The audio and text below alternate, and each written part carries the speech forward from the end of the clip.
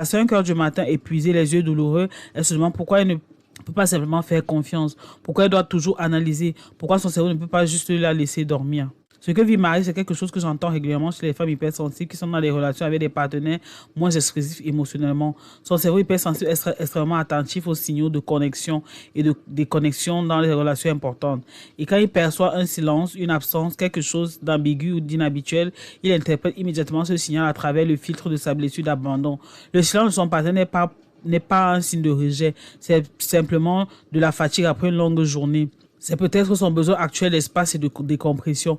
C'est peut-être qu'il était absorbé dans une pensée et n'a pas vu le message tout de suite. Ce sont des explications simples, banales, sans aucune menace pour leur relation. Mais le cerveau de Marie ne peut pas voir cela facilement parce que son cerveau a appris très tôt à travers des expériences douloureuses que le silence des personnes aimées précédait souvent quelque chose de difficile.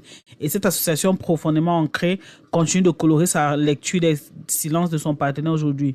Quand Marie a commencé à comprendre ce mécanisme, une chose importante s'est passée dans sa façon de vivre ses nuits difficiles. Elle a arrêté de se reprocher son manque de confiance comme si c'était un défaut de caractère ou un signe qu'elle était trop compliquée. Elle a commencé à comprendre que ce n'était pas un problème de volonté ou d'intelligence. C'était une blessure ancienne qui cherchait à se faire entendre à travers les pensées nocturnes. Cette compréhension lui a donné un espace de compassion envers elle-même qu'elle n'avait jamais auparavant. Et depuis cet espace, elle a pu commencer à travailler, à apprendre à se rassurer elle-même la nuit plutôt que de chercher cette réassurance chez son partenaire à 2 heures du matin, à développer sa propre capacité à distinguer ce qui vient de la réalité présente et ce qui vient de ses peurs passées.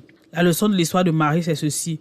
Ce que ton cerveau interprète dans le silence des autres parle beaucoup plus que tes propres blessures que dans la réalité de ce que l'autre ressent. Et apprendre à faire cette distinction avec douceur et sans te juger, c'est l'un des chemins les plus libérateurs qui soit pour les femmes hypersensibles.